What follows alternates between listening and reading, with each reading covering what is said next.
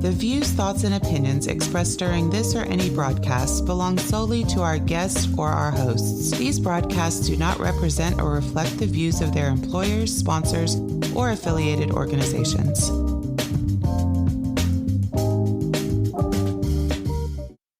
Welcome to the Flipboard EDU podcast with your host, William Jeffrey, where we collaborate, communicate, and educate with the greatest educators in the world on Flipboard. Let's start the show.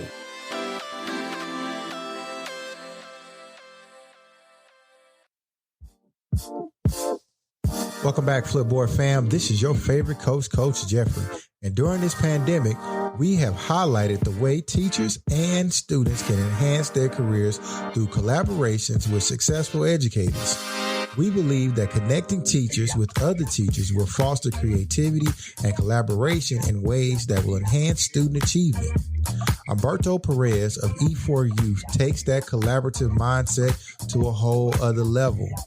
E4 Youth is a nonprofit organization that develops and mentors marginalized youth into creative professionals, and Humberto Perez is its education director.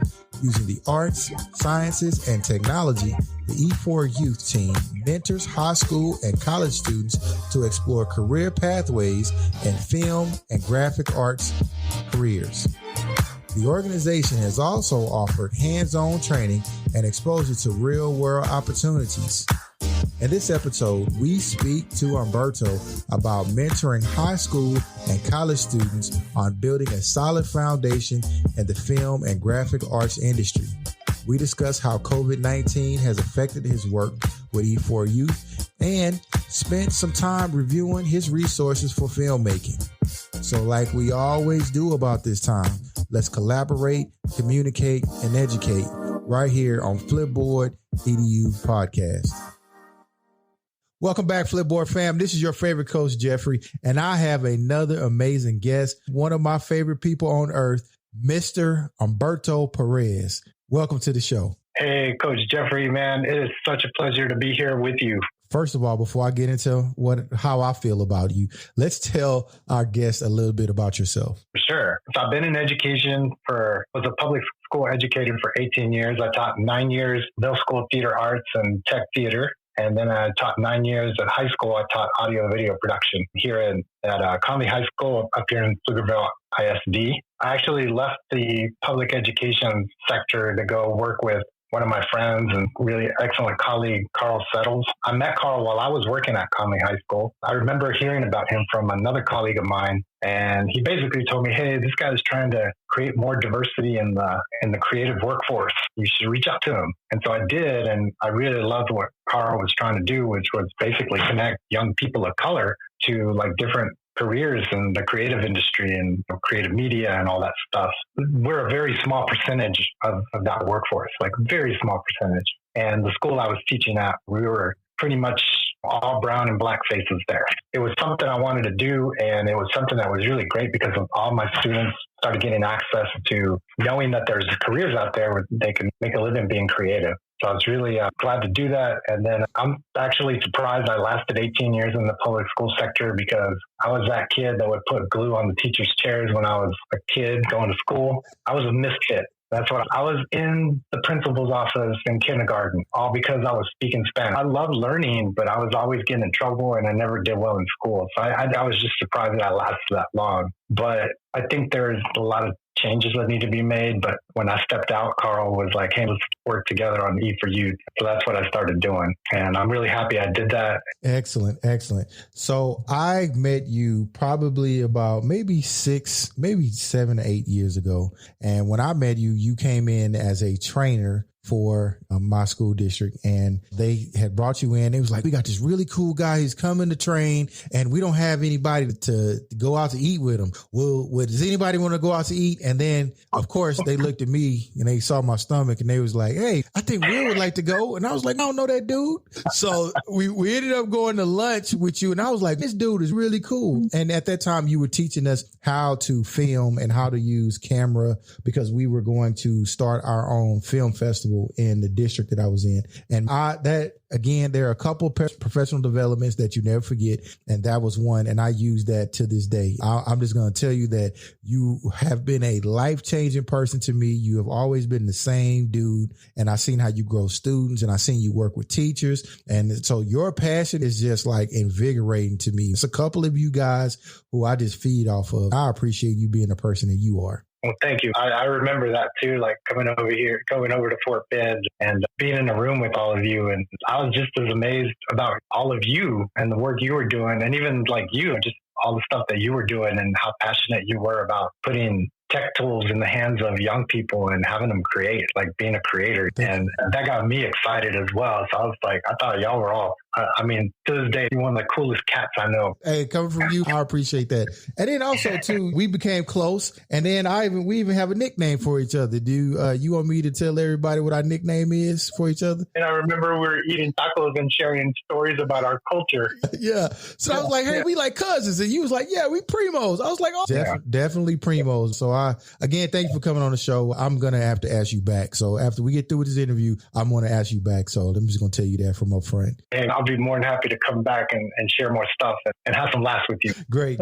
Hey, so tell me about E4 Youth. What is E4 Youth? So E4 Youth is a nonprofit, and our mission is to use the arts, sciences, and technology to help youth find and pursue pathways to successful careers in the creative economy. We do that through hands-on training, active mentorship, and exposure to real-world opportunities. And so the short of it is basically we connect creative young people of color with creative careers. Amazing. And that is so huge right now, simply because, especially in the pandemic, okay, the pandemic, we need creators, because that's what we're experiencing when we're online and Zooms and Zoom backgrounds and just those types of things. How has working changed since the pandemic started? It's before we used to meet in person in a room and be together. Now that we have to be apart, of course, everything went virtual. And so we're actually using Google Meet. We're using Zoom. We're using other platforms where you can stream online. But actually, we've grown, which has been amazing. And it forced everybody, really, because it just didn't force us, but it forced everybody to just be online and figure out how do we continue to teach and learn. And we were already set up for that because we've been doing that. And it was more of a refining some of our processes. We started having these virtual talks where we'd have creative professionals come on, and our college age students would interview them and talk to them and ask them questions about how they got to their career, and just ask them a lot of relevant things so that the younger people can see, okay, there's not one path to get to that career. Everybody takes a different path. And so that's become really popular. I'm still trying to figure out how to have more success with our high schools, because I will admit that's been very challenging, but I hear that we're not the only ones. Like in talking to other people, I hear everybody's having that challenge. But as far as college students, oh my gosh, we've recruited, because we work with high school age students and college age students. So our college age students, they mentor our high school students. And our college age students also, they get hired as digital docents, which are basically, they produce media, all kinds of different media. Our creative mentors, they work in the high schools and help the high school students develop a portfolio. They score their creative projects. They help them develop a resume. They help them get ready to become employed. All of this is about workforce development. So we're really helping these young people build the skills that they need to become employed. And so that's been our focus during the pandemic. Wow. So you guys are working to create an employed workforce during the pandemic of marginalized people. Oh, yeah. Because, and I've said it at the very beginning of the pandemic, I told all our young people, I said, look, in life, there's always stuff. I remember in Houston, Hurricane Harvey, which did so much damage to so many people in Houston, up into people's lives. But what you saw was that, the storm came. It was there for a day or two. And then once it was over, it was like everybody had to come together and help each other and do all these things. And there was a lot of destruction, but there was a lot of opportunities that were created. And then you saw Houston with the whole hashtag Houston Strong. People come together and actually do that. And so that's a short example because it's a hurricane. But this pandemic, it could be a couple of years. But I've been telling the young people, hey, look at it as a time to just get ready for the opportunities that are going to be there once there's some light at the end of the tunnel, because there's always going to be opportunities. So that's what we've been preparing them for. Excellent. And yes, and you're right. There is always opportunity. And speaking of opportunities, you taught me how to use a video camera. I didn't know how to do it at all. And how would you suggest other educators get started in teaching videography the way you taught us? Yeah, even when I was there doing that professional development with y'all, a lot of continued to evolve. When you start looking at these iPhones and iPads and just all these devices that are out there and what they can do with their cameras, I'm like, whoa, people are shooting movies on their phone, literally. And so there's a great opportunity out there for educators to do the same thing. My advice would be, one, definitely get access to some resources. The cool thing, I have some resources that I have on my bulb portfolio, and you can check them out for filmmaking and audio video production. It's on my bulb portfolio, which is bulbapp.com/El Maestro Humberto Perez. And I do have some things on there that talk about cinematography and storyboarding. And I just recorded another one for an organization called Connector.org. They uplift the stories of women and young girls all around the world. And I made a video for them because they were wondering, how do students make films right now during the pandemic? And so I did this video, and I'll be posting that to my bulb as well. And that has a lot of good tips for, okay, here's some things you can do. So first of all, looking at some of those resources, don't be afraid to ask a student. I learned so much from my students, actually, because I ask them, I go, hey, did you figure out how to do something like this or this? And they teach me stuff all the time. You show them the basics, and then they'll go deeper, and then they could show you how to do stuff. And I think the main thing is to help students understand they're probably the first few videos aren't going to be all that great because the content is not going to be all that great. But that's where teachers come in, because we can show them what makes excellent content, right? As opposed to having to stress out about, how do I work this camera? Most of them are pretty easy. From what I'm seeing, a lot of these apps, they can do so many different things that you don't even have to know. You don't have to have a technological background to do a lot of this stuff. But yeah, that's what I would say is definitely check out the resources that I have. Vimeo School is great as well. They have great resources on there for educators as well. I mean, it's for anybody who wants to do filmmaking, but you can find great stuff on there too. That's so cool. I know you're passionate about social justice and equal rights for students. How has the pandemic shed light on or hid some of those problems? Oh, yeah, I am very passionate about that because I mentioned earlier that I was in the principal's office in kindergarten, and I really do think it was because I was speaking Spanish, because my first language was Spanish at home. And I remember my mom and dad being there, and I wasn't really afraid of the principal. I was more afraid of what was going to happen to me when I got home, because when you're Mexican, you have to learn how to do the belt dance or the chancla dance, because that's what they do to you. That's what's coming around the corner. That's what's coming for you.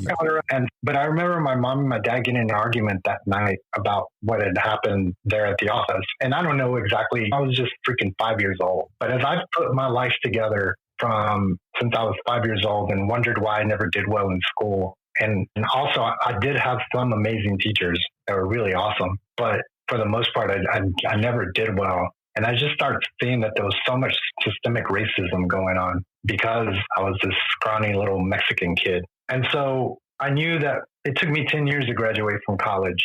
And there was a lot of struggles there because my mom was a single mom trying to raise 6 kids on $200 child support. And she didn't know the English language. And her degree that she had gotten in Mexico wasn't worth anything here in this country because it's not from this country, which I thought was really messed up. But I just I just made it through. And I decided once I graduated that I wanted to do something that was creative, but I didn't know what. And then I met this amazing educator down the Rio Grande Valley named Gilbert. He was considered the godfather of theater down there. And he actually, after several times of trying to get me to come in and work as a theater arts teacher, he finally convinced me. And what I learned from him, he was my first mentor. What I learned from him was that he had married a principal. And he had told me, why I married a principal, figure out how to work. So I learned from him that it was about building relationships with students. And I learned that also from another professor that I'd taken a class from, that it was really about building relationships with students. That if you really had a genuine, authentic relationship, that you would be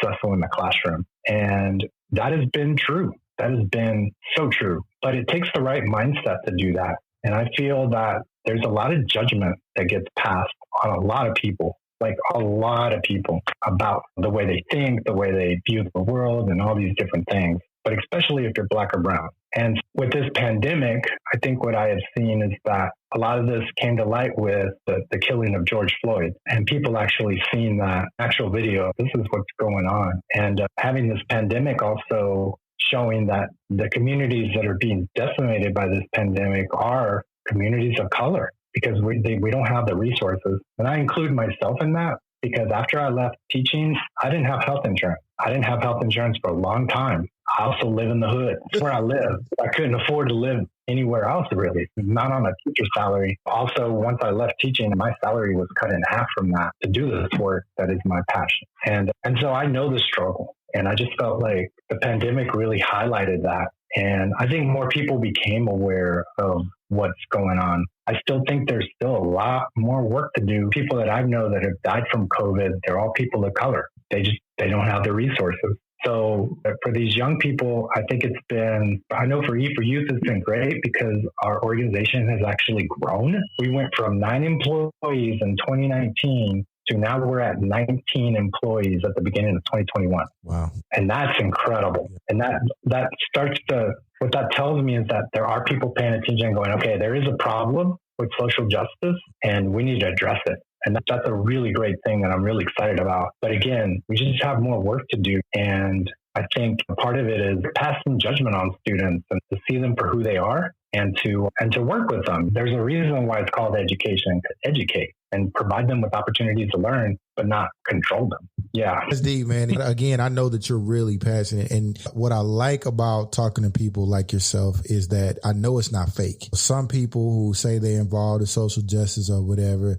they turn around and go and be hoity-toity. But like you said, you live in the hood, you know what I'm saying? And you can connect, you seek out authentic relationships. And it's not just you just go and look for minority children. You do this with everybody. You've done it with everybody on our team, and we were a diverse group. And it just so happened that you and I hit it off, but I do see exactly what you're talking about. And in light of where America is today, we need that mindset for people to go out and seek relationships with students and adults. And that's what we need. What is your latest projects? What are you working on right now? I'm in a band, and it's really talking about students. I've always had those genuine relationships with students because I see them for who they are and I meet them where they're at. And I find out from them, like, what are your goals? What do you want to do? If you can have your dream job, what does that look like? And once I know that, at least I know what direction they want to go in. And even though people might say, that's pretty crazy that you want to own your own music studio and do that, I don't say that. I just say, hey,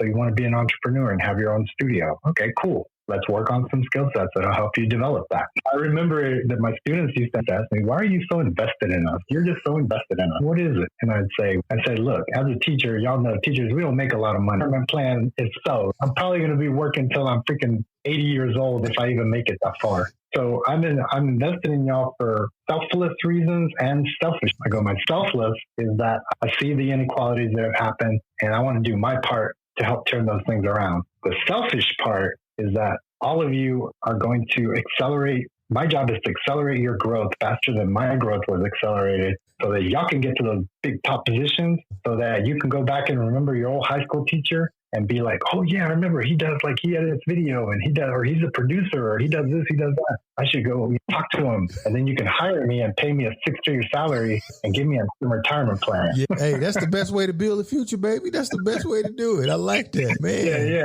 And they would be like, so that would mean that we'd be your boss? And I'd be, yeah. And I'm fine with that as long as you pay me. So what's funny about this band is I just happened to have a jam session one day over here at my house during a party that we had. And I had invited a couple of my former students and his parents because I became friends. I usually became friends with the parents of the students that I taught because I would teach like several of their kids. I would literally teach their whole family sometimes. The parents knew me really well. And so I had invited them over and we were having a barbecue here or not a barbecue, sorry. And we were having this jam session and Sal brought in his djembe and his guitar and we were jamming. And then after we were done, they were like, this was really fun. Like, we should do it again. He said, I'm taking some guitar lessons right here close to your house. He goes, my dad, this is right down the street from here. He goes, what if we get together twice a week and play guitar and play? And I was like, yeah, sounds cool. And just like everything, you say you're going to do it. But he actually showed up, walks in the house, and he's like, all right, we're going to do this. And I'm like, yeah, we're going to do it. So he sits down, he says, all right, we're just going to have 2 rules. He goes, we're going to push each other to be better guitar players, and we're going to have fun. That's only 2 rules. I was like, okay, cool. And so we started to meet like every week, every Monday and Wednesday. We started meeting every week in the evening and just playing songs. And we learned all these cover songs. And then we were ready to go do a gig. And then he said, I don't want to be known as a cover band. He said, we've been making up stuff our own. Let's write our own songs and then go out and start doing that. And yeah, and it was really cool because I've known Sal since he was a sophomore in high school, and he graduated from the University of Texas from the Macomb School of Business, in accounting. And then his brother's a drummer, and his brother also graduated from the Macomb School of Business. And so it's been great because like they do all the business aspect of the band, and I get to do all the media stuff. Yeah, so you guys got it rolled up, and I know it's pretty live on if you're doing the media stuff. I already know. Yeah. So that's been pretty fun to do that, and through our music too, talk about some of these things like social justice, talk about like mental health, and talk about things that affect us as communities is what we write our songs about, and just trying to have a cool, chill vibe and rock out every once in a while. Yeah. I had one of your albums. I did CD. You didn't autograph it though. I think I need an autograph copy. I'm gonna bring it back to you and have you to autograph it. We'll make that happen over some tacos and tequila. Another project I'm working on too with another former student who he went to the University of Texas Arlington, and he got his degree in filmmaking up there. Now he's actually working on his master's in filmmaking here at the University of Texas in Austin. And he actually asked me to be a co-producer on his film, Tejano Night. And we wrapped up filming in December of last year, right before the pandemic. And then, of course, the pandemic hit in March. So we haven't had a screening for his film or anything yet. We're in limbo waiting to see what happens with this pandemic. But that's something I'm excited about because he was one of those students who he didn't know much about his culture. Like he's part Native American, but he's also part Latino too. And so it's been really cool that he's been exploring that aspect of himself and telling stories about his experience. And that's what I was really excited about him asking me to be a co-producer on his film. So that's been really cool as well. Hey, so I got to see Tejano Night when it comes out. I know that's going to be pretty good. My next show on February 4th, February 2nd, I have another amazing guest who is in film as well. His name is Ricardo Bates. I'd love for you to get together, and yeah, that'll be good. So I'm shout out to Ricardo and shout out to my boy Humberto. Hey, where can I find you on social media? So on Twitter and Instagram, I'm at, and on Facebook, you can find me also at facebook.com/ and also my bull portfolio is bullbap.com/ or you can email me at maestroperez@gmail.com or humberto@e4youth.org. And I'm not the greatest at being on social media because actually which is one of the reasons I guess I've shied away from a lot of you, not on purpose. I think when I was in the band, like realizing how much time went into being on social media and how much time they spent on it. And then I would get on there sometimes and I'd be like, this is a lot of work. And then you start scrolling at other stuff and looking at this looks interesting. And it just be like void. But I'm going to try to do better about being on there, and definitely would welcome anybody who has any questions or would like any resources for filmmaking, or even just working with students and just some strategies that work and help students really learn. I'd be more than happy to share whatever I know. You have my official stamp of approval.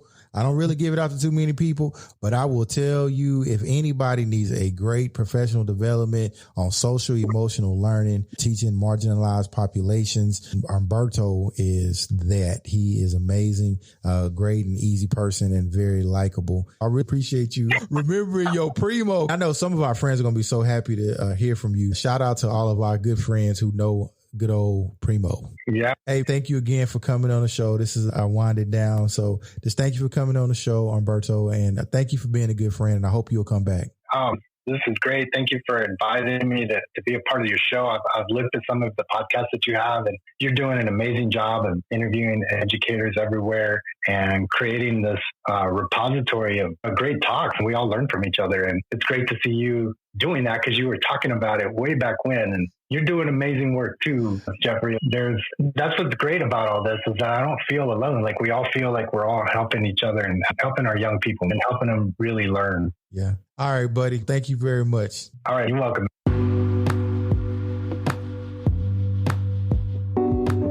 Flipboard is a great way to collect articles for classes, show off your school and school spirit, and share expertise with peers.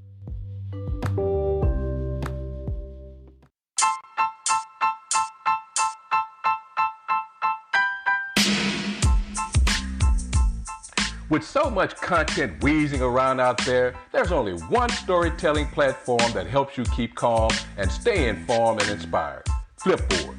Flipboard curates the world's stories so you can be smarter in your work, life, and play. Choose from thousands of topics to personalize Flipboard and get the best stories from the best publishers and experts delivered to you 24/7. Get started now at flipboard.com.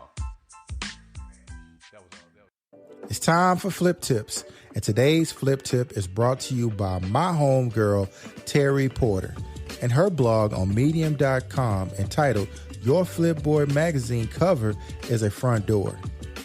The cover of your Flipboard magazine is a way into your content. So just like someone selling a home wants a pretty front door to encourage people to come inside of their house and look around, you want a compelling Flipboard magazine cover that will have people flipping your content. The cover is a focal point of your magazine, and just like the first 5 minutes of a good lesson, an engaging Flipboard magazine cover is your hook. You can read more about Terry's article on her blog on medium.com and flip also into our Flipboard EDU podcast magazine. Thanks, Terry.